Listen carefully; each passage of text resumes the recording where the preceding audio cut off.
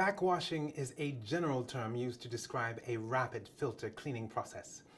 What impact does backwashing operations have on a surface water plant's energy consumption? How can consumption be optimized? Well, to answer these questions, we will first look at how filter backwashing operations work. Then we will look at two examples of optimization, by modifying backwashing frequency or by modifying backwashing duration. Whatever the type of filter used, it is essential to regularly wash a filter bed. It is not sufficiently washed, fouling will rapidly occur in certain zones in the granular bed. To wash the filtering material, water is passed from bottom to the top in the opposite direction of the current. Now, this is called backwashing.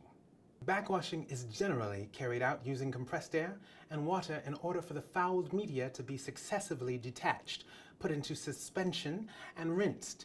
In a standard surface water treatment plant, backwashing can account for 3 to 5% of water losses. Minimizing this loss enables the energy consumed by filter washing to be optimized.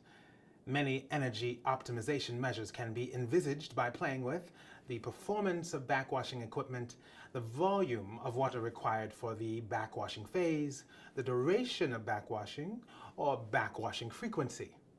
Now here we will focus on backwashing frequency and its duration. So let us start with backwashing frequency. Commonly, backwashing is triggered according to a determined production cycle, typically every 24 hours. Optimal frequency cannot be determined with this approach because it does not take into account the state of filtered water or the filter. In reality, it is also possible to trigger a washing operation according to parameters such as filtered water quality or head loss caused by fouling. Head loss corresponds to a loss in water pressure when it passes through the filter. The more particles accumulate on the filter surface, the more head loss increases.